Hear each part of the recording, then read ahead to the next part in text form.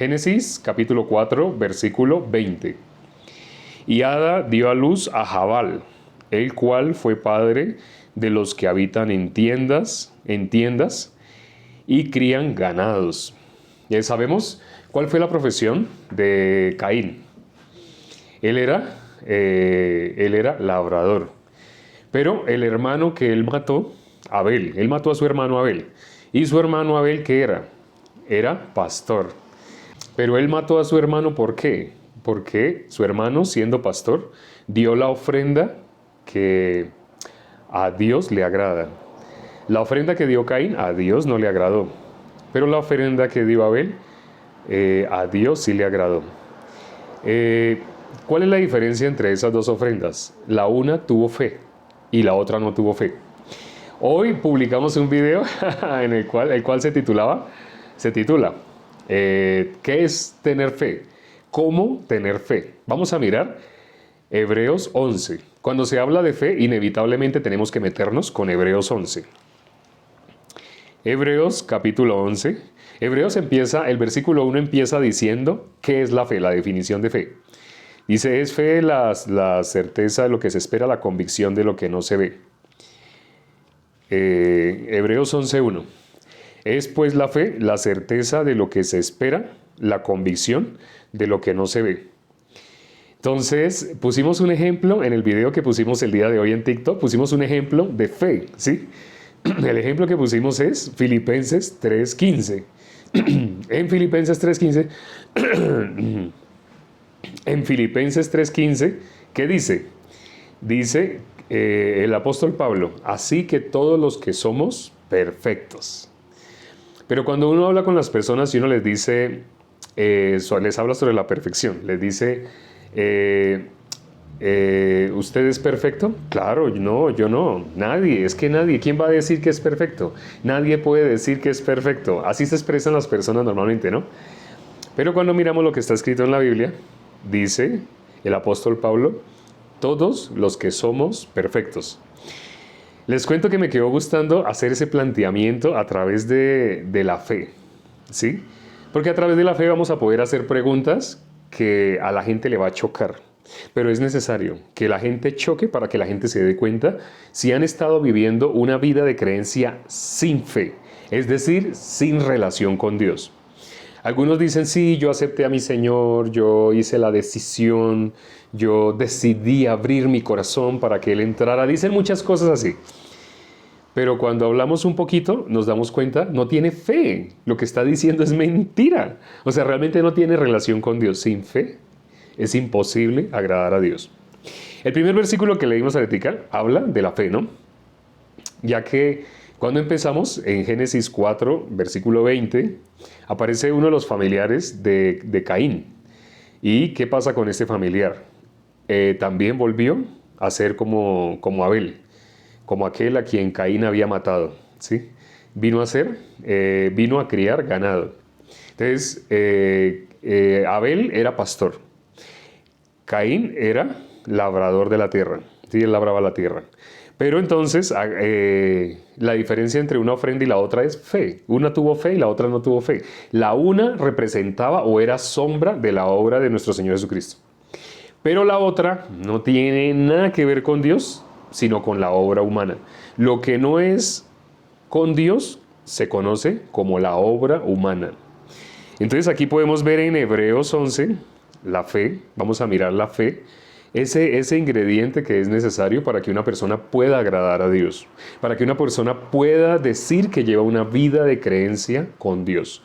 Es decir, para que se pueda hacer llamar cristiano no por sí mismo, sino por Dios.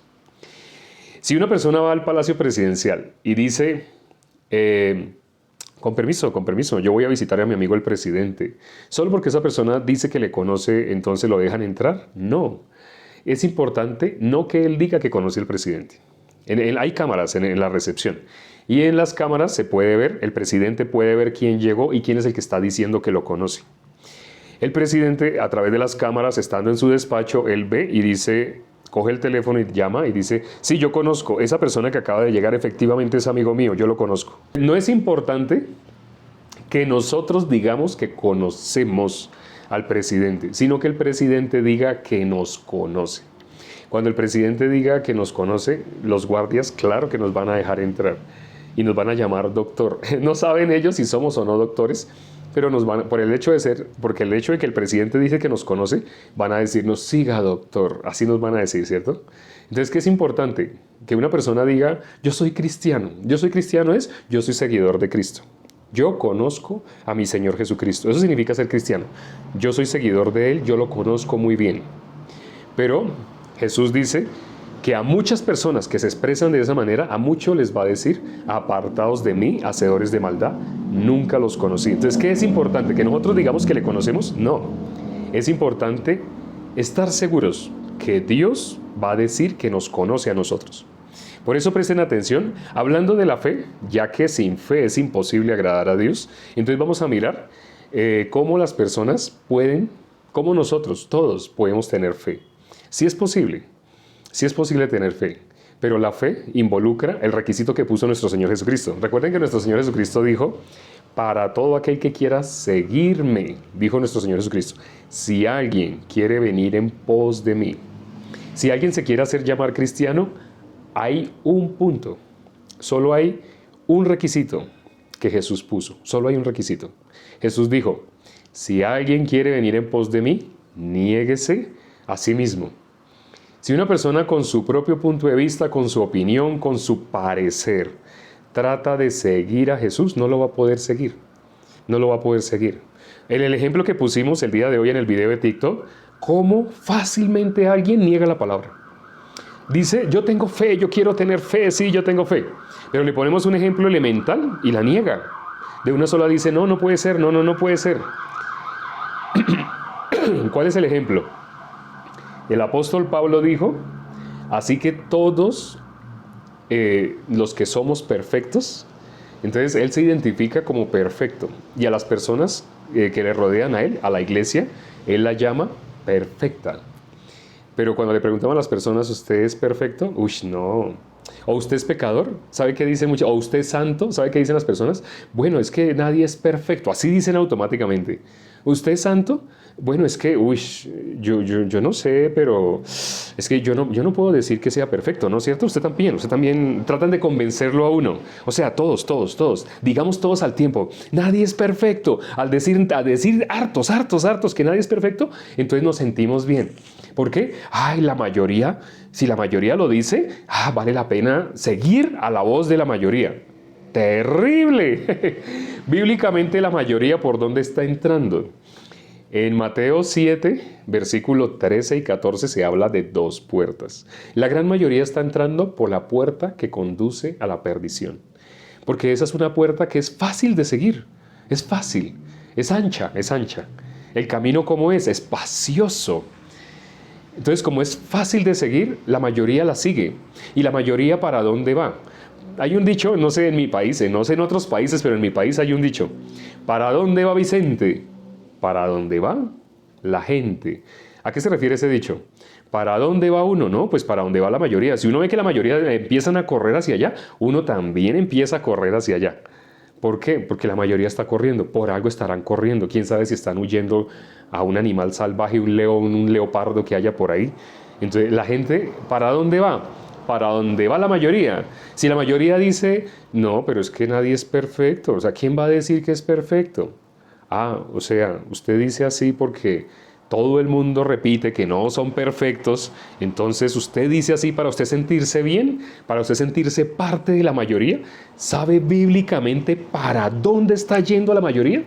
Por la puerta que es lógica, que es elemental, obvio, claro, por supuesto. Todas esas palabras arrogantes, altaneras, claro, nadie es perfecto, por supuesto, obvio, nadie es perfecto. Deje de creer a su punto de vista, a su pensamiento.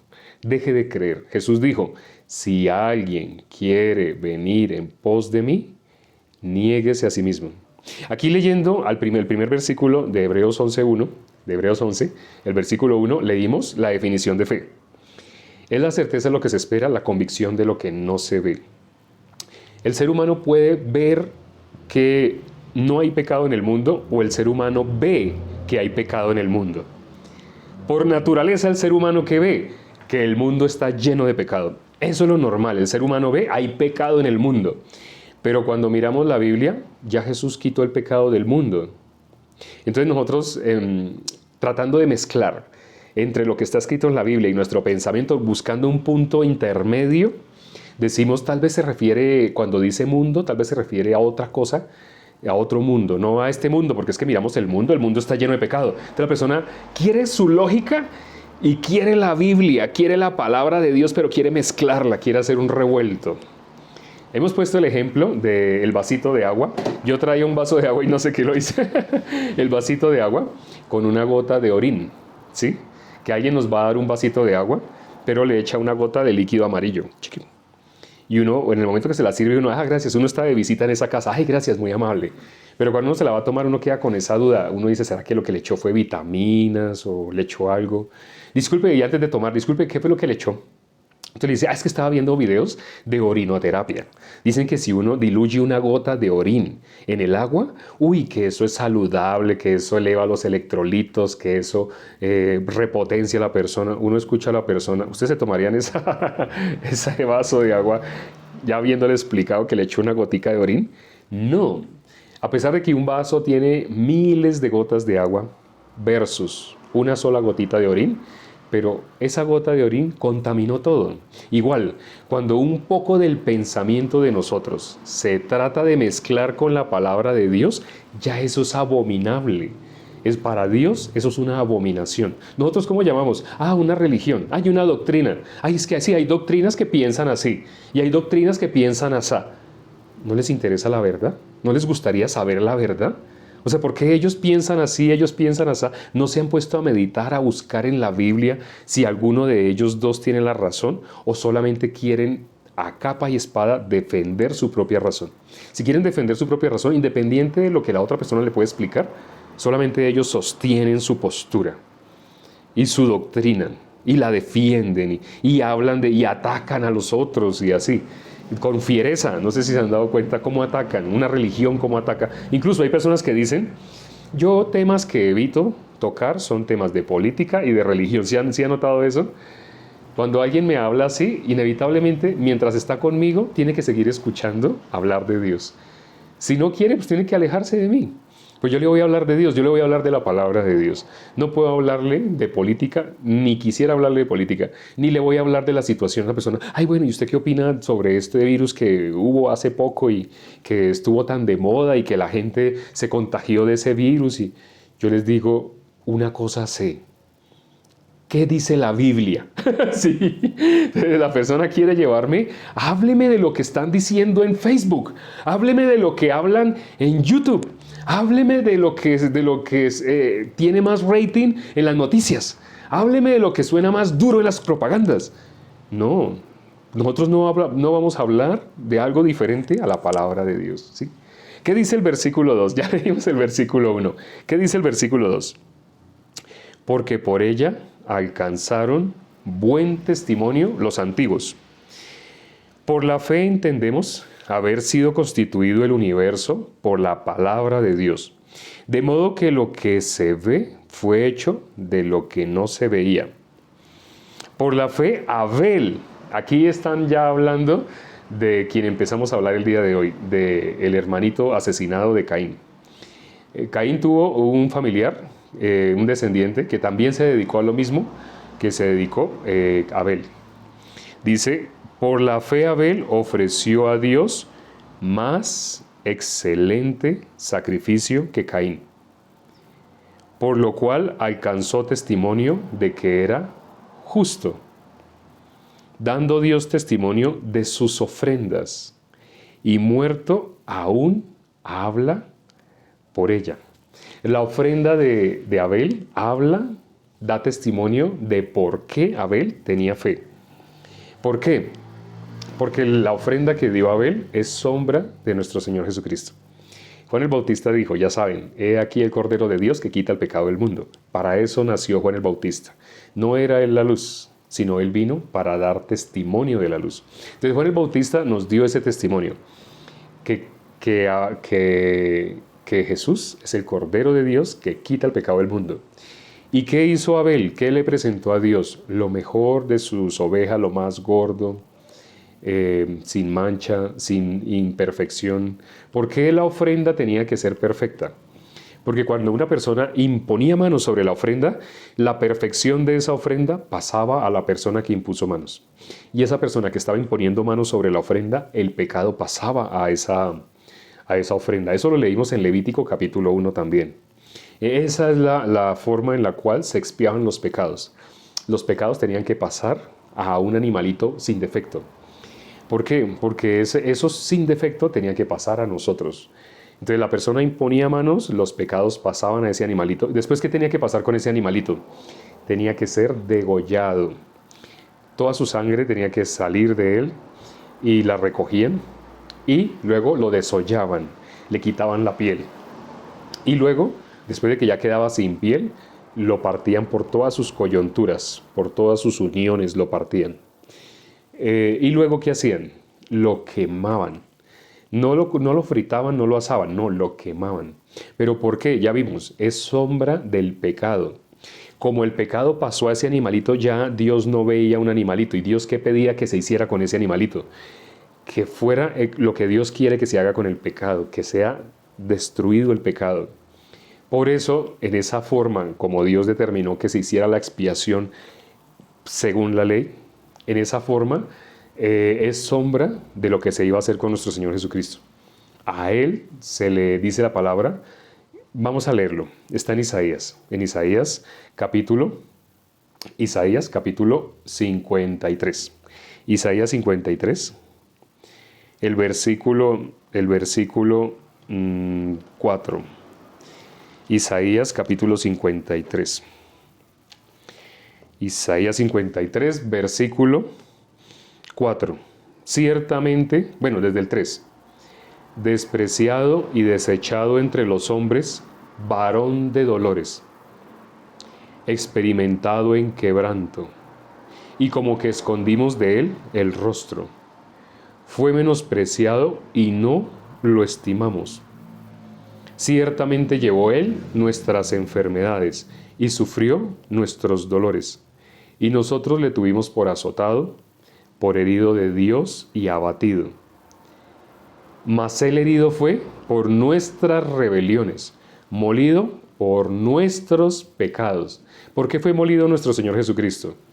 Por nuestros pecados. Hola Pamela, sí, llegaste un poquito tarde, pero no importa, es preferible tarde que nunca, ¿no? Dice el versículo 5, mas él herido fue por nuestras rebeliones, molido por nuestros pecados. Nuestro Señor Jesucristo, ¿por qué fue molido? Aquí dice, por nuestros pecados. El castigo de nuestra paz fue sobre él, y por su llaga fuimos nosotros curados. Ahí hemos leído hasta el versículo 5, pero ahí es una detención porque habla de la paz. Jesús dijo, hay una frase muy famosa que dijo nuestro Señor Jesucristo y muchas personas la conocen. Mi paz os dejo, mi paz os doy. Yo no os la doy como el mundo os la da. Mi paz os dejo, mi paz os doy. Pero la aclaración, yo no os la doy como el mundo os la da. Cuando le preguntamos a las personas, para saber la definición del mundo, le preguntamos a las personas, ¿qué es paz? Las personas van a hablar de que ausencia de guerra, de ausencia de conflictos, el que las personas no tengan discordia, ese tipo de definiciones van a dar de paz. Como que todo esté tranquilo, tranquilo, nadie esté enojado con nadie, nadie tenga ninguna disputa con nadie. Es decir, como si existiera un solo gobierno, una sola religión. ¿Sí saben que a ese tipo de paz quiere llegar el ser humano? Precisamente la marca, el 666, viene de ese sistema. El sistema que el ser humano ve perfecto. Porque ¿a qué llama paz? A eso el ser humano llama paz. A eso. Pero ¿qué dice nuestro Señor Jesucristo? Mi paz os dejo, mi paz os doy, no como el mundo os la da. La paz que el mundo ofrece es eso. Esa es la paz que el mundo ofrece. Pero ¿cuál es la paz que ofrece, que deja nuestro Señor Jesucristo? Que volvamos a ser uno con Dios. Estar en paz con Dios es que no haya pecado de por medio. Ya lo habíamos dramatizado con objetos. Por ejemplo, esta libreta. Esa es una libreta de apuntes. Esta libreta simboliza el pecado. Entonces el hombre y Dios no se podían unir. Había un obstáculo que impedía que se uniera el hombre con Dios.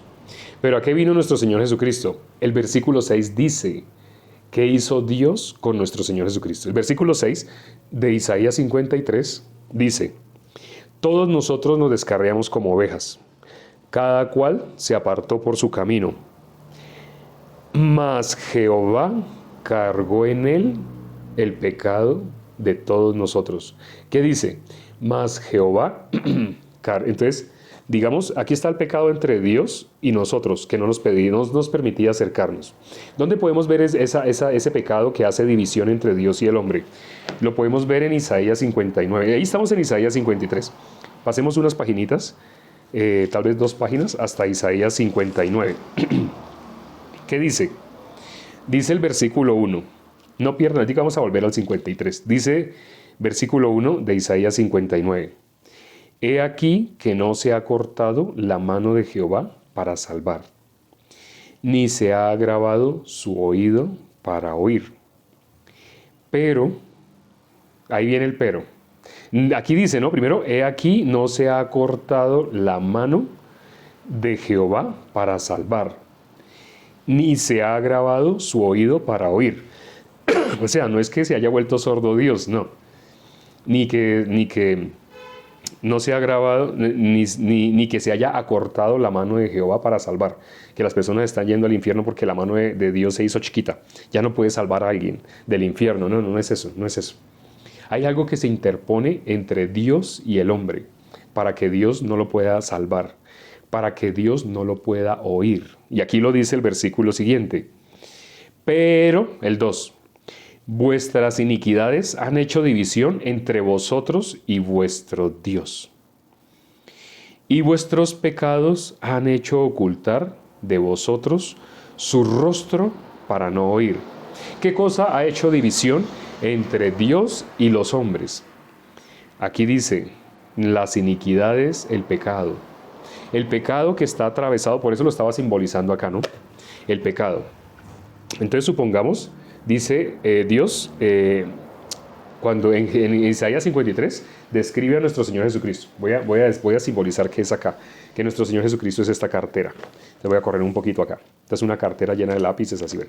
Entonces, vamos a simbolizar que este es nuestro Señor Jesucristo. Entonces, ¿qué dice Isaías 53, el versículo 6?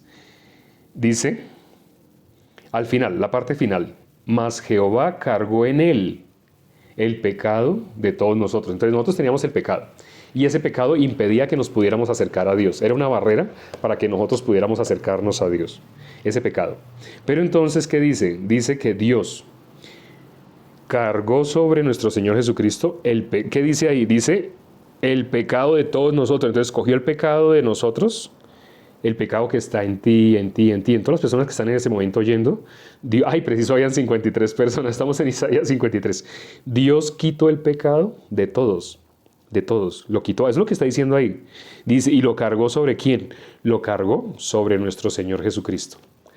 ¿Qué cargó en nuestro Señor Jesucristo? El pecado. ¿Ese pecado dónde estaba? Acá, con nosotros, pegado a nosotros. Eso era lo que impedía que hubiera relación entre Dios y el hombre. Dios no podía haber una relación entre Dios y el hombre porque ahí estaba el pecado. Pero dice que Dios mismo cogió el pecado de nosotros y lo cargó en Jesús. Entonces, ahora, ¿dónde está el pecado? Estaba en nosotros. Y nosotros nos expresamos, toda la vida nos hemos expresado hasta el día de hoy. Nos hemos expresado, yo soy pecador, sí, es que ¿quién va a decir que no? Todos somos pecadores. Pero ya acabamos de leer, el pecado Dios lo quitó y lo puso acá, vea, ya no está. Digamos que esta cartera es nuestro Señor Jesucristo. Lo puso en nuestro Señor Jesucristo, lo cargó sobre nuestro Señor Jesucristo. El pecado de nosotros. Entonces ya nosotros ya somos libres del pecado. Entonces ya nos podemos volver a unir con Dios. Ya hay esa unión. Dios anhelaba esa unión.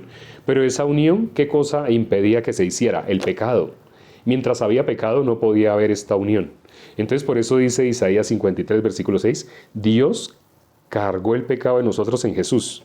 Dijimos que vamos a simbolizar que esta cartera es nuestro Señor Jesucristo. Aquí cargó el pecado, lo cargó en nuestro Señor Jesucristo. Entonces ya no lo tenemos nosotros, ya nosotros no somos pecadores. La persona que se define pecadora, ¿por qué se define? Porque usa su punto de vista. Bueno, ya quitó el pecado, entonces voy a quitar el pecado acá. Ya no está el pecado. Entonces, la gente se hace llamar pecadora porque desconoce lo que está escrito acá. Aquí está el recibo de pago. Ya está el recibo de pago por nuestros pecados. Ya Él pagó. Él ya lo quitó. Pero las personas que dicen son pecadoras porque ignoran la palabra. O peor aún, conociéndola, se quedan con sus pensamientos. La palabra dice, ya en el mundo no hay pecado. No existe el pecado en el mundo. Pero ¿qué dice nuestro punto de vista? Yo creo que sí, yo creo que sí. Es que mire, uno prende el televisor y uno ve las noticias y la persona puede explicar por qué sí. Le dice uno, pero es que Dios, la Biblia dice que ya no hay, ya no existe, que a eso vino Jesús, que ya lo quitó.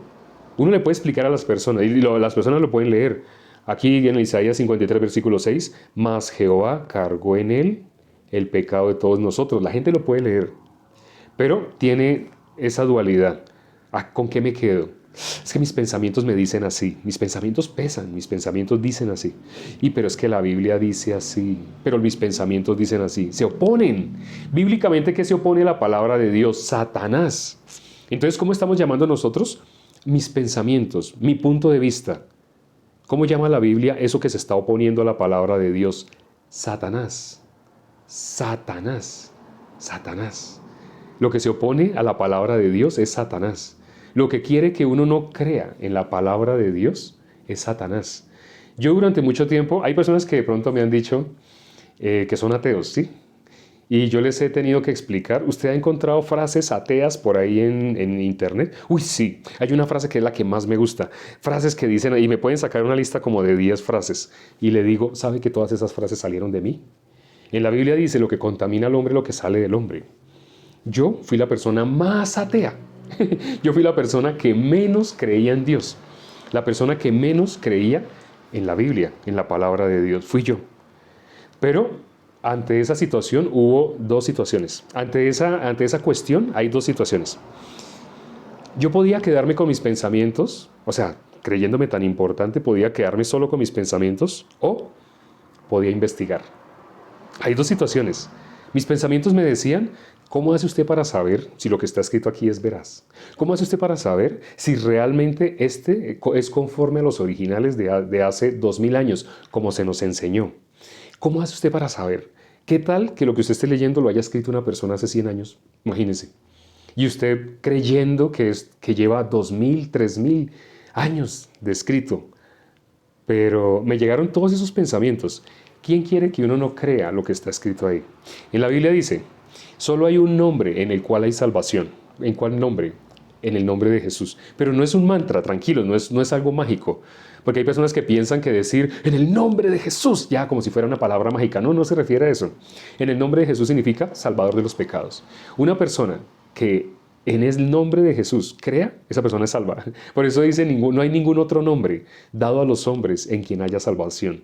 ¿Cuál es el nombre en el que hay salvación? El nombre que significa salvador de los pecados. Él ya nos salvó de los pecados. Entonces hay alguien que quiere que nosotros no creamos lo que está escrito acá. Entonces nosotros pensamos, no, soy yo tomé la decisión, o sea, somos tan importantes.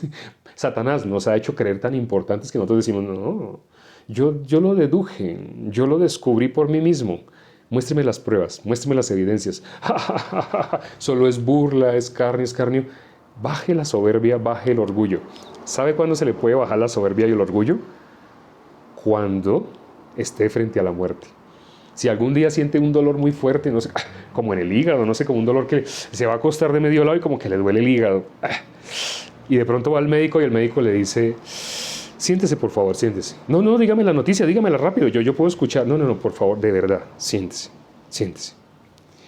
Normalmente las personas viven 60, 70 años. Ay, doctor, yo tengo 40 y pico, yo tengo 50 y pico. No me asuste. No es asustarlo.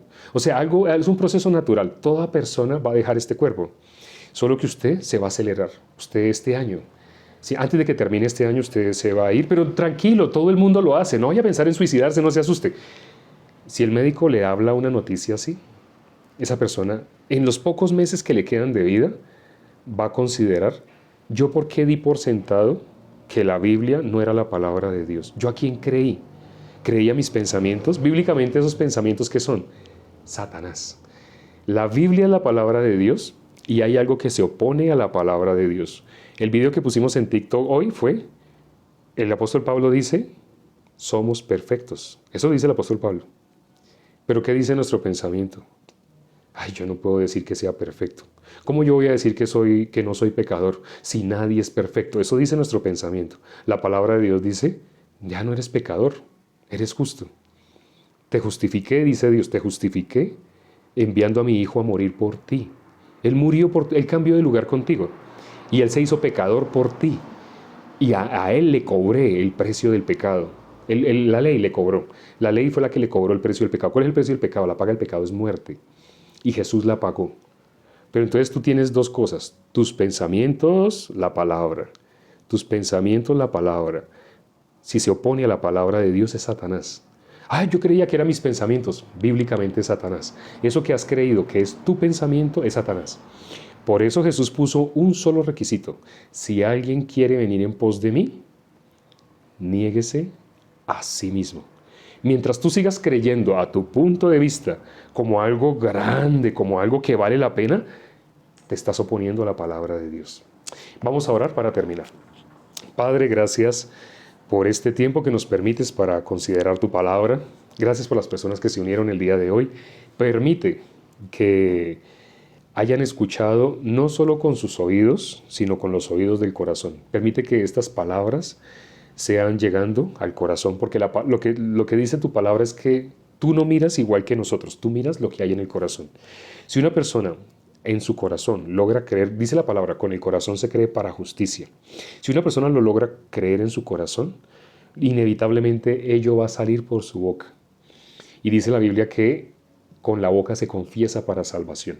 ¿Qué es lo que va a salir por la boca de una persona si lo cree en el corazón? Va a salir que es justa, que es perfecta, que es santa. Al decir que es justa, la persona está diciendo, no soy pecador. Está confesando lo que hizo nuestro Señor Jesucristo. Para eso Él resucitó, para mi justificación. La persona que se dice que es justa, esa persona en su corazón ya no es pecadora. Y su corazón, si ya no es pecador su corazón, esa persona es de limpio corazón. Y las personas de limpio corazón son las únicas que van a ver a Dios. Padre, ten misericordia de todos, incluso de las personas que se han creído muy inteligentes, como dice Romanos 1:22, profesando ser sabios se hicieron necios. Padre, no le tomes en cuenta la necedad a las personas que todavía se han burlado o tienen amigos que los llevan a que se burlen de la palabra de Dios, a que se sientan más especiales que la mayoría de las personas porque simplemente no creen en Dios. Ten misericordia de todos y te lo hemos pedido en el nombre de nuestro Señor Jesucristo. Amén. Nos vemos mañana, Dios mediante, a la misma hora, es decir, a las 9 de la noche, hora de Colombia, de Texas, de Perú, de Ecuador. Chao.